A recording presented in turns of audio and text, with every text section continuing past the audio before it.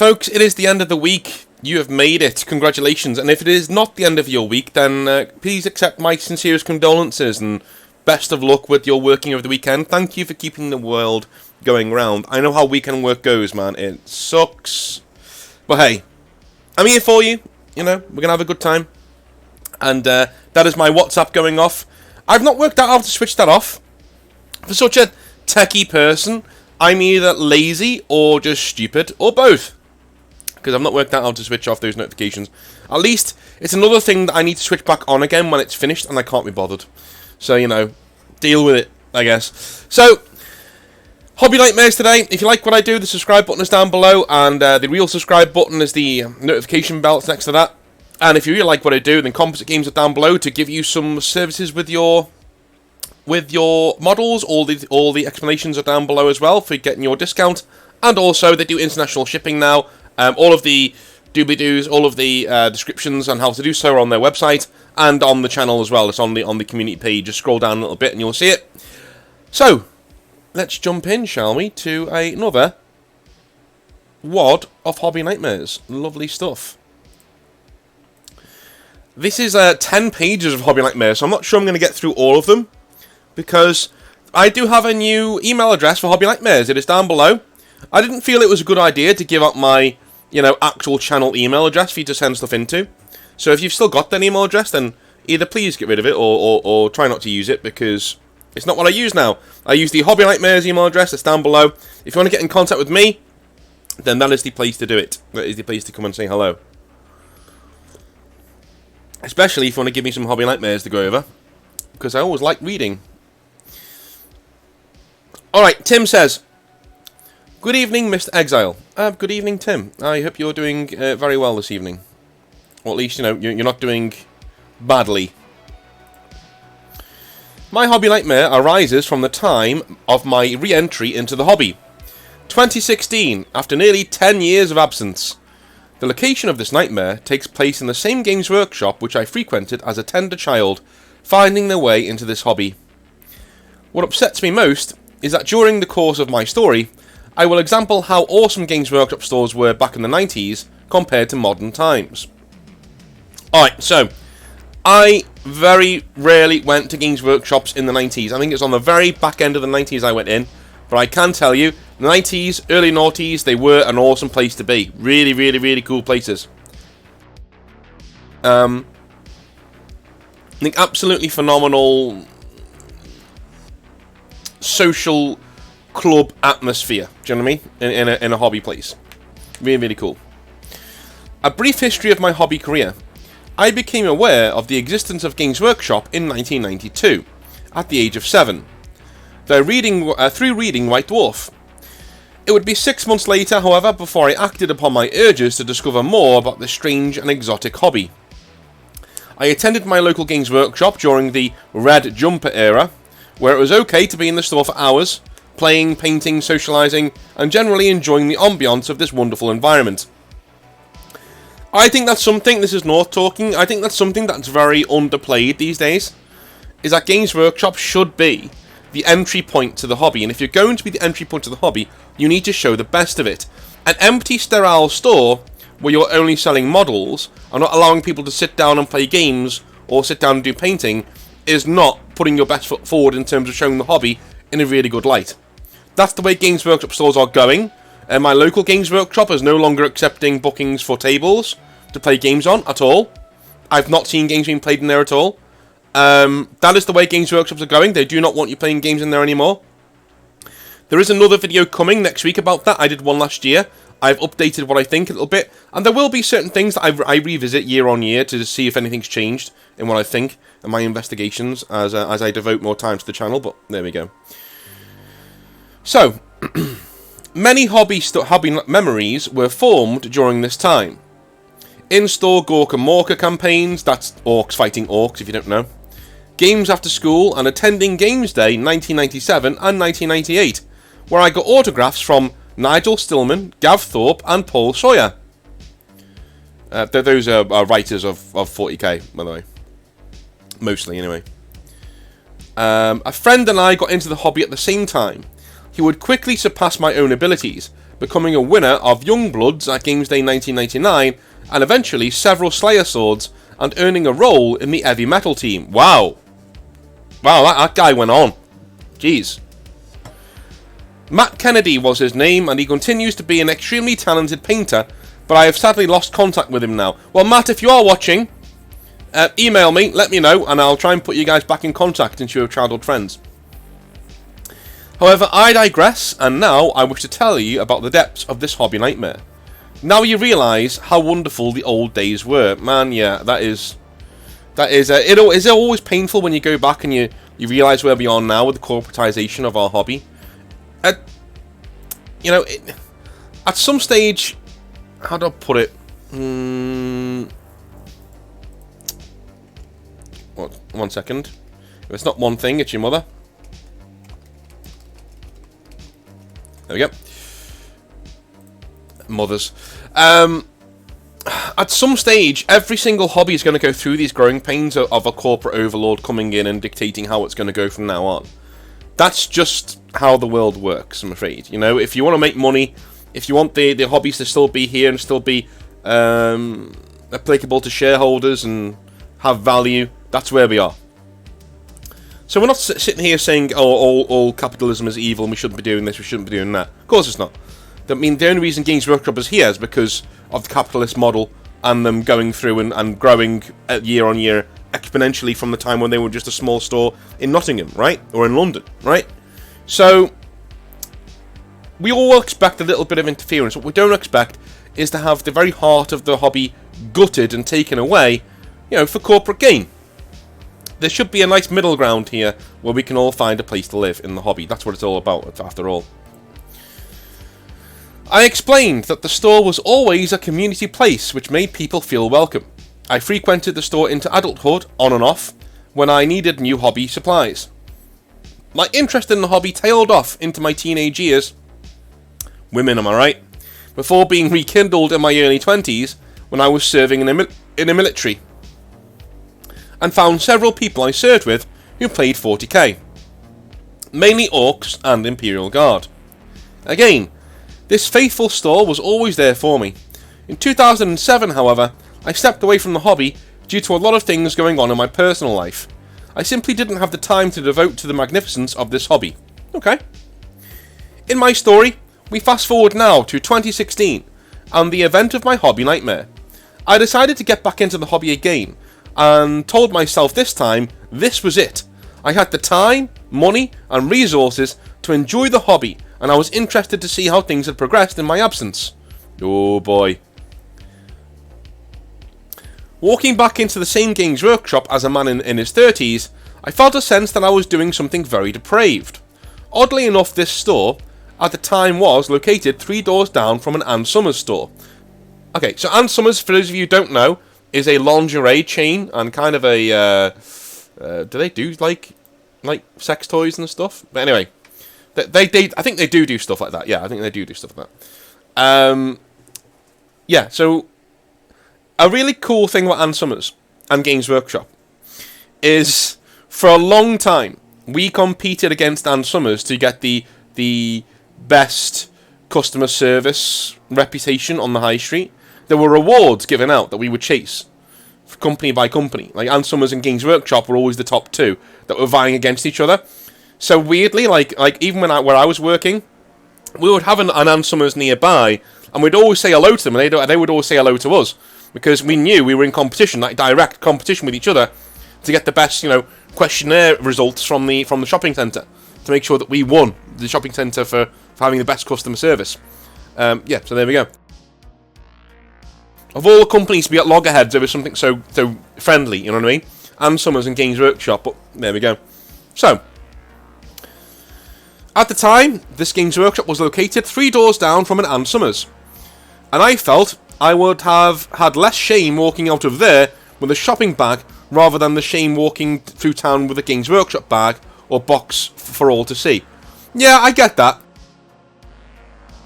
I get that, but at the same time, you need to give yourself a break, man. Like, this is a hobby. And at the end of the day, I will tell you this. If you're worried about women, I will tell you this. and this is for everybody listening as well if you're a dude. Women don't care that you're into Warhammer. They don't. And the ones that do are mentally depraved, and you don't want to be with them anyway, because they have the minds of children. So, women don't care that you're into Warhammer. Do you know what women do care about? Whether you groom, whether you're successful, whether you're a stable person to be around. If you're handling your shit, and from time to time you like to zone out and get into your artistic side by doing a bit of Warhammer, no woman with a brain on this earth will not see you as a high value man. Warhammer's very high value, okay? Because you have the disposable income, 1, to buy Warhammer, you have the artistic talent to 2, paint your models, and you have the discipline to 3, make sure that your armies are well painted and put together, and, you know, you have an artistic side with you listen to audiobooks, you do all of these things that are high value to women, especially nerdy women, right? I've never met a nerdy woman who I say, yeah, I'm into Warhammer, and she rolls her eyes. I've never had that. Never had it. Right, because if you present yourself as a well-adjusted person who's well-rounded and has prospects and is doing shit and can afford to do the hobby because you're killing it in life, dude, Warhammer is a sign of success, not failure. Okay? It's only failure when you're living in your mum's basement. Sorry, lads, if you are doing that right now. Times will get better, I assure you. But it's only a failure to women if you're living in your mum's basement and you're not doing very well. Right? If you are making good money, if you have good friends, if you can afford to go out every once in a while, if you've got a roof over your head, if you've got a good job, dude, like, you're killing it. You are killing it. Go and get yourself some models and show it to people in the high street. I can afford this shit, right? That's what it's here for. It's a hobby. It's expensive. Okay? Yes, we talk about... Even if Games Workshop brought their prices down to where we feel they're reasonable, it would still be an expensive hobby. So yeah, enjoy it. Enjoy it and don't feel any shame. Fuck that shit. Anyway, moving on. Nice cup of tea. Feeling brave, however, I walked in. 2 staff were in there with a couple of customers looking at items and a few people involved in the game. It took more moments before I attracted the attention of the staff member. Let's call him Dave.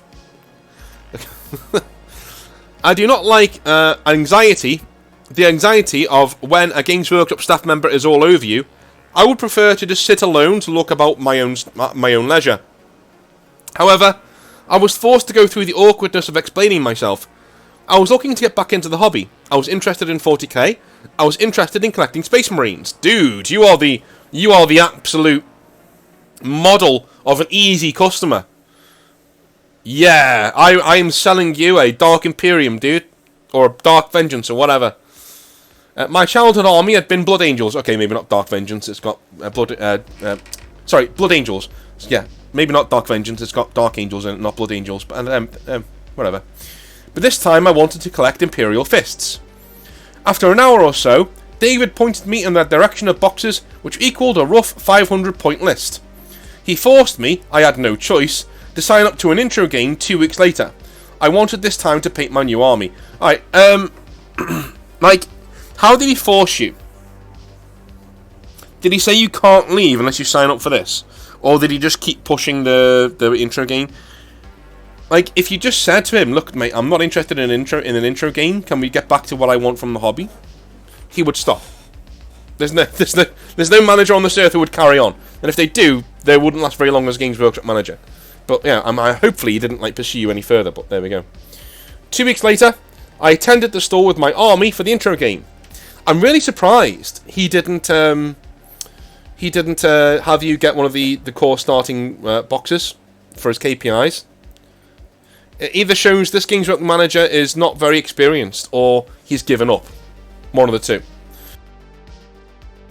Because you're literally trained to somebody like you, Tim, with somebody like you, we are literally trained to make sure that if you come into the store, you are an easy customer, you're into Space Marines, you really want to get back into the hobby, you've got money to spend, dude, you are a £125 full Dark Imperium box set buyer. You're that guy. You're the guy who's going to be at the top of our KPI list. We're going to give you Dark Imperium. We're going to give you a starter paint set. We're going to give you a HQ choice to go with Dark Imperium. We're going to give you the Codex. We're going to give you some brushes. We're going to give you some glues and all sorts, right? We're going to make bank off of you, dude. Because all those are KPIs. And I'd be top of the league in terms of KPIs if you came into my store, man. I'm really surprised that he didn't go and say, oh, you know, here are all the starter sets, rather than just making up a 500-point list. But there we go. So, I have booked for the morning, just after they open, to do my intro game, okay? I would be playing an intro game against Dave himself. On arrival, Dave seemed to be in a very strange mood. Have you got your list? He asked. It's on my phone, I said. He just looked at me with a face of anger, of mere rage. Tutting, he said, we can't have phones out in use in the store, it's not allowed. This is the time before Warhammer, the Warhammer app started doing battle lists, wasn't it? So, he's obviously, like, afraid that somebody's going to come in from HQ, see you on your phone, and be like, he's using his rules illegally, he's not bought the books, right? That kind of a thing. I mean, you can get PDFs, but, you know, it's hard to prove. I'm not saying he's in the right. He's not. He is not in the right. This guy is an absolute douche nozzle. Just let him use his phone. Just let him use his phone. I know there are some managers in Games Workshop who would be this pedantic. I worked for one who would be this pedantic. But, like, most of them, 90% of them that I knew would never do this. You would never do this. You'd be like, oh, it's on your phone? Cool, dude. No problem. I'll show you the books later. The books are even better. But I'll show you this later. I'll show you that later. Anyway, let's get on with some games. Right? That's what you do. And if you give the guy a good game, he'd be like, yeah, I want that Codex. Especially if he wins. Through the game. Especially if he wins. Right? Anyway. I felt quite tearful about this. Oh my god. And felt I had done something wrong. However, I didn't know. I tried to apologise, but he ignored this. He gave me a piece of blank paper and told me to sit in my car, which...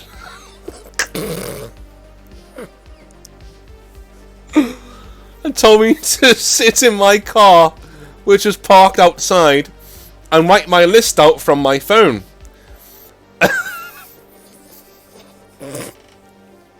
What a douche. Oh man, this guy doesn't deserve his job. Get him out. Get him in the sea. That's a horrible thing to do. That is horrible. I hope some of you, right, I know a few of you are GW managers, because we talk. I hope some of you use these videos as a clear example of what not to do in certain situations. This is one of those. This is... yeah. No, don't do this. Don't do this. What he should have done, he said, awesome man, let's see your list.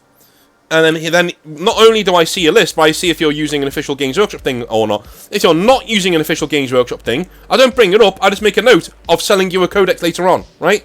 So, I just, okay, I'll see your list, okay, cool. What do you want your list to do? Do you want to make it out? Oh no, I was going to say, do you want to make it out with me? No. Do you want to make the list with me? Because we can literally tailor it to do exactly what you want it to do. You know? Do you want it to be heavy combat? Do you want it to be, you know, fast? Do you want it to be, you know... and we'll go over it together. I'll get the codex out, we'll do a new one together, take us 10-15 minutes, and we'll create this really awesome list for you, and then we'll play a game and see how it works. Dude, that guy's going to want to buy the codex after that. He's like, yeah, can I get that codex afterwards? Yeah, of course you can, man. He's obviously got disposable income. He's dropped money on a 500-point army. Don't talk yourself out of sales. It's the one thing that gets me almost as much as cruelty by Games Workshop managers. Do not talk yourself out of sales. This was an easy win that's been thrown back in the customer's face. Right. I brought it back into the store once I was finished, where he looked at me in silence. My anxiety was very high at this point, and I could feel myself sweating. He was making noises and expressions as he read my list. Finally, he put the paper down and looked at me. Your army is illegal, he quietly said. Excuse me? Illegal, he said, with each repetition getting louder. I was shocked into silence, not sure what to say. Yeah, no shit. Oh my god.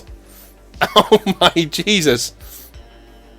He said, this is a 500 point game, and you have brought a list which is 503 points. Oh, dude, did this happen? Did this happen? Come on. 503 points. If this did happen, he's not working in Games Workshop anymore, I can tell you that now. Like, he'd be sniffed out in 5 minutes. Oh my god. What colour shirt was he wearing? Yep, and in the comment section down below, tell me, if you're around, Tim, what colour shirt was he wearing? If he was wearing a black shirt, then yeah, he was a manager. If it was a red one or a blue one, he was a staffer. Okay? Or even, if he's wearing a blue one, he might even be a relief worker, not a manager. Anyway, he called another staff member, let's call him Oscar. Oscar, pass me a Space Marine Codex, please. Oscar picked it up and started doing a strange walk with it towards us. It's coming through the warp, Oscar's. Oh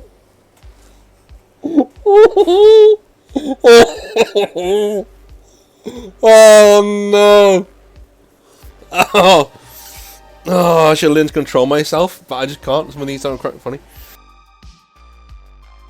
So Oscar picked it up from the shelf, the Codex, the Space Marine Codex, and started doing a strange walk with it. I know what kind of walk he's doing, like, ooh, like with the book.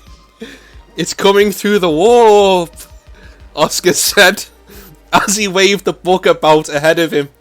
At this point, you're a G, man. I love you. At this point, I wanted to just go to the pub.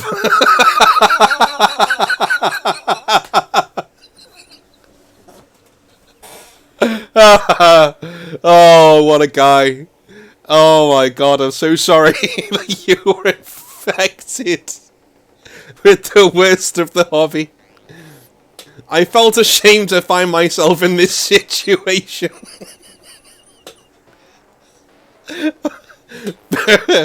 Being told off and humiliated for being 3 points over budget in a game of toy soldiers by two strangers. Yeah, in a game you've never played for like 20 years or whatever it is, yeah, as well.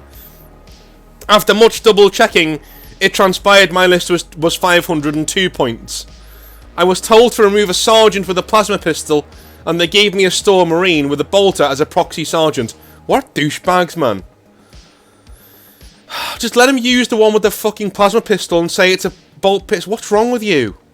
What's wrong with you? This is not the end of the day's nightmares, however. Please keep going, this is brilliant. Dave asked if I'd brought everything for the game. Oh no. I wanted to remind you that this is an intro game for me. I had assumed game items would be provided for a novice. I said, do you have dice? He said, do you have dice, tape measure, and a rule book? I just said, no, he doesn't have a rule book because you didn't sell him the fucking starter set, you douchebag.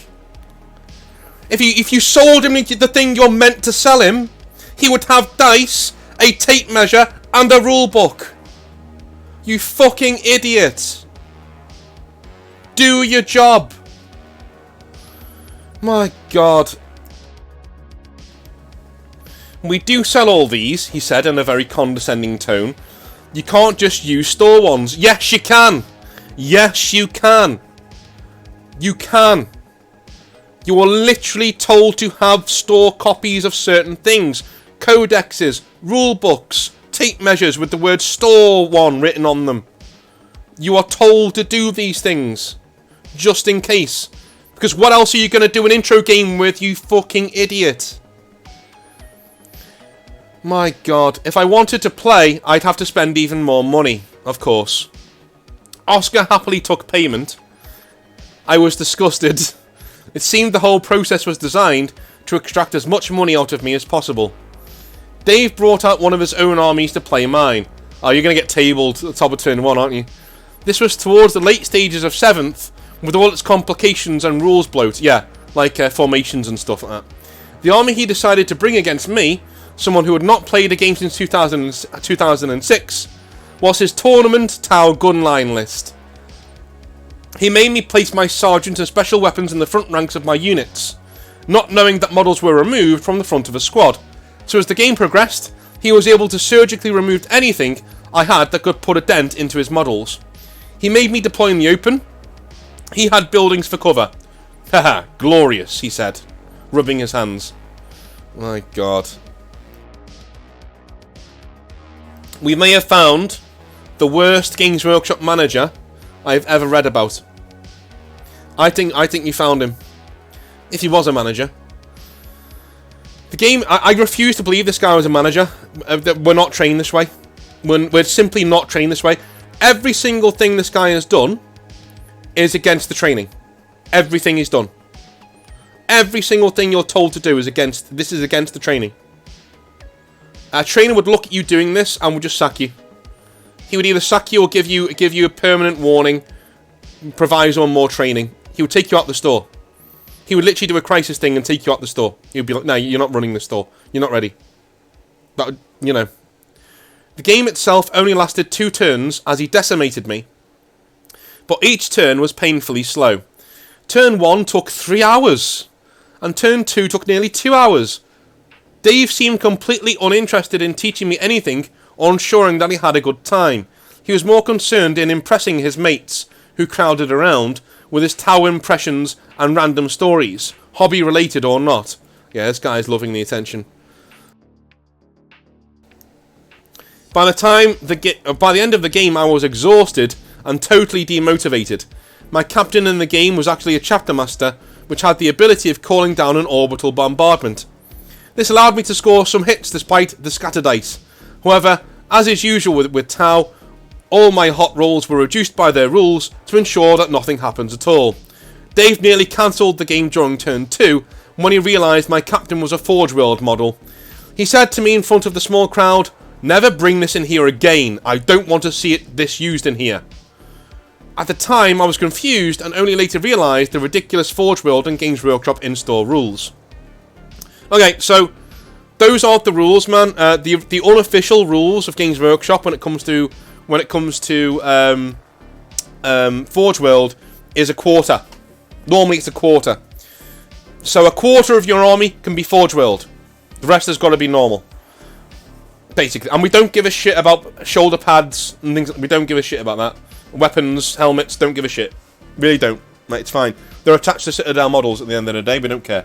But yeah, the reason why they don't want using Forge World in stores because they don't sell it. They don't sell it in store, so they'll say, you know, no. And they do sell it on the computer, but they won't get credit for the sale, so they don't sell it technically, right? So they don't want you buying it and using it in store. Anyway, needless to say, I never played Dave again, and I now avoid this store. All the staff there have been working there for years, and Dave is still there. Wow. I will only go to the store if I absolutely cannot get something I want from an independent store located out of town.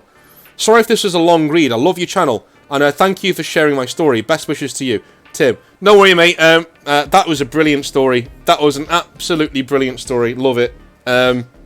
Fantastic. Well written from start to finish.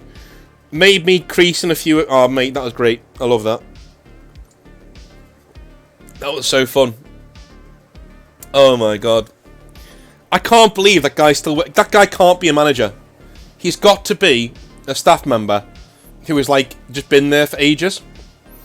So he's quite a big help around the store because he knows everybody. I bet you managers go in there and they basically use this guy as a sounding board and he just does all the heavy lifting. You know what I mean? But yeah, man, like, absolutely. Like... If he is a manager, I'm ashamed at Games Workshop for keeping this guy around. Because I was standing up for them there as well. Because I'm going to be honest, that is not a usual way for a manager to act, and all of those things would be designed, or not designed, but seen as toxic behaviours that shouldn't be in the company. You know, judging by some of the toxic behaviours that I saw from good managers that weren't toxic behaviours at all. You know. Sorry, had to cough there. Yeah, I just can't, for the life of me, know why this guy was sticking around that long. You let me down, GW. You let me down. Anyway, Stuart says, "Hi North. Feel free to call me Stuart in the video if you read this." Well, I am reading it, and I'm calling you Stuart. "I wanted to drop you a line to say thanks for the videos. We had a kid recently, and I've been enjoying listening to your hobby stories and all the rest while changing nappies and doing other boring baby-related tasks." Well, congratulations, man. Hope you are doing well and the baby's doing well. "I was big into the hobby when I was at high school, and 40k was in 3rd edition. I'm now in my 30s, and I've returned to it a bit. Though, with the recent arrival of the baby, I'm really just an observer rather than anyone who can actually participate in painting, gaming, and so on. Those days will come again, man. And by the way, don't listen to anybody who tells you that your life is over once you've had a kid. It's rubbish. It's not. It's not. Your life is over if you have a kid and your missus is useless and doesn't want to do anything. Your partner is useless and doesn't want to do anything, right? That's when your life's over, because it's all left up to you. If you have a good partner who wants to, like, give you your time and you give her time away from the baby because you both need it, dude, you got more than enough time to do your hobby, you know? You'll be fine.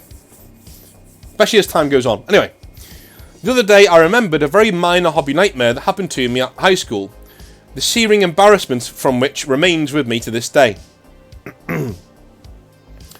We always had War Games Club after school on Fridays, and we'd leave our models in the relevant classroom at the start of the day.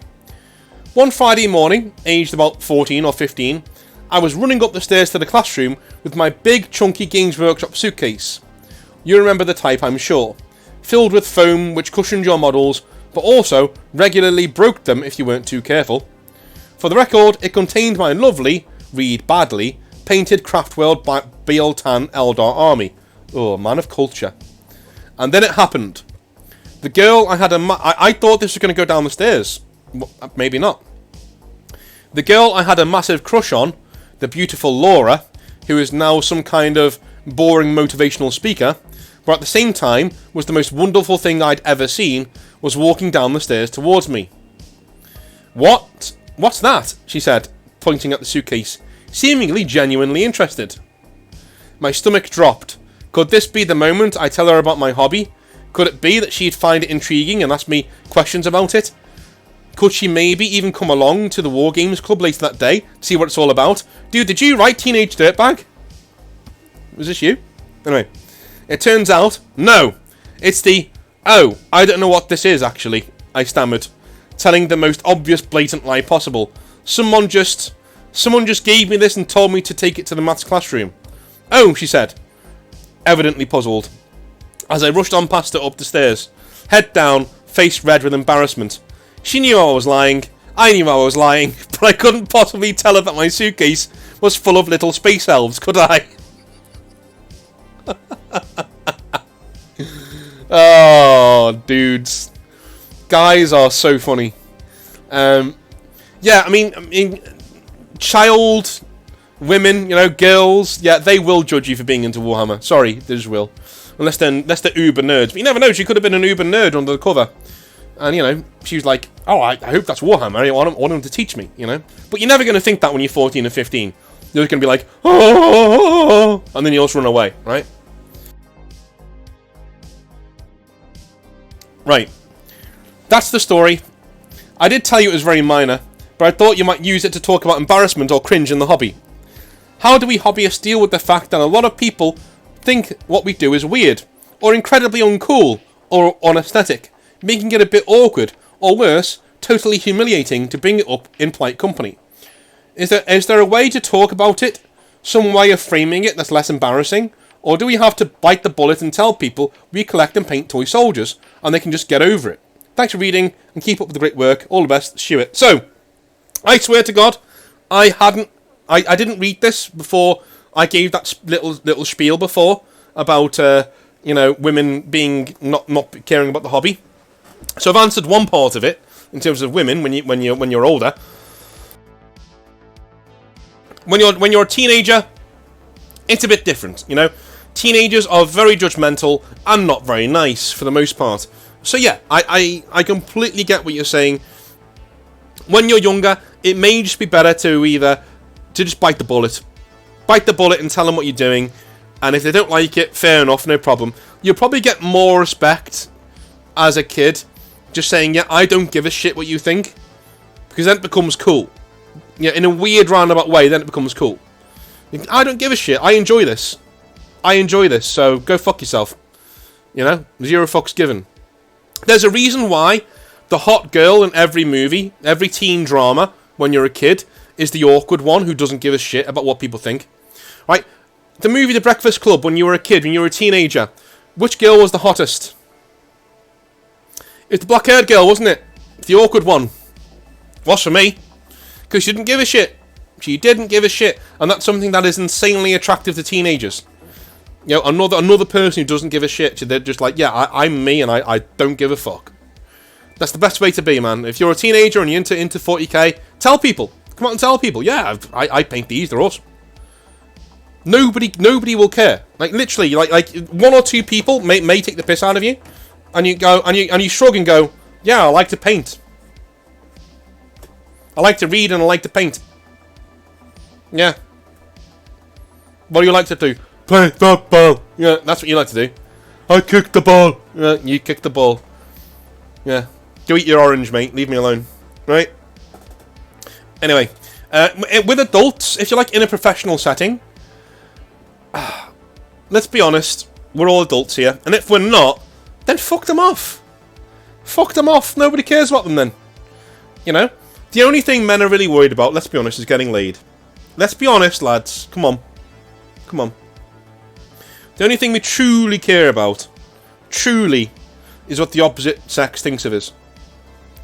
Even guys who purport to not think that, like me, secretly deep down, we do. Yeah, we do. We want women to find us attractive. We want women to find us sexually viable, as the case may be. Best way to do that is to accept everything that you like as normal. The minute you start finding shame in it, then they will find shame in it. Then they will see there's something wrong with it. Okay? It doesn't matter if she's into you or not. Or if she's on the fence with you or not. By the way, if she's on the fence with liking you, fuck her off anyway. She's not for you. Go for somebody else. But if she is on the fence of liking you, Warhammer's not going to be the deal breaker unless you let it be the deal breaker. Do you know what I mean? And by that I mean you act like it's something to be ashamed of. If you act like it's not something to be ashamed of, if you act like it's just a normal thing, and it's something that you enjoy, and it's something that you can get good skills out of and good time out of, and that you can get good friends out of because it's sociable, mate, there are much worse things to be into. Would you rather she thought you were a crack addict or into Warhammer? Would you rather she thought you liked to drink or you liked Warhammer? I know which one I'd prefer if I was a woman. Even taking out the... Or even if I was a gay man. Let's put it that way. As a gay man, I meet another man. He's well kept, he's well groomed, he's into Warhammer. That's not a red flag to me. It's only a red flag to me if he sits there and he acts ashamed of the fact that he does Warhammer. Then it seems like it's something that I should be worried about. That I should be... Oh, well, maybe there's some sort of taboo there. Maybe this is a bit weird for a grown man to be into that kind of stuff. Now, if he's into Warhammer and hanging around with kids, that's a different matter entirely. But, like, if he's in a Warhammer group with a bunch of lads of his own age, and he goes out for a pint with them, he's having a good time, and he talks about rolling dice, dude, get over it. And if that's a woman who doesn't want to be around you for that, fucking chuck her in the sea. See you later. Goodbye. You don't deserve me. Goodbye. Anyway... Love you all long time. I will speak to you probably over the weekend. I've got some more things planned for the weekend. Love you. We will have a Q&A on Sunday probably. Maybe. We'll see. And then Monday we'll be doing some more Hobby Nightmares. So love you all. Have a wonderful rest of your week and a good weekend. And if you're working, my hat's off to you. Off you go, son. Kill it. See you later. Love you all. Bye.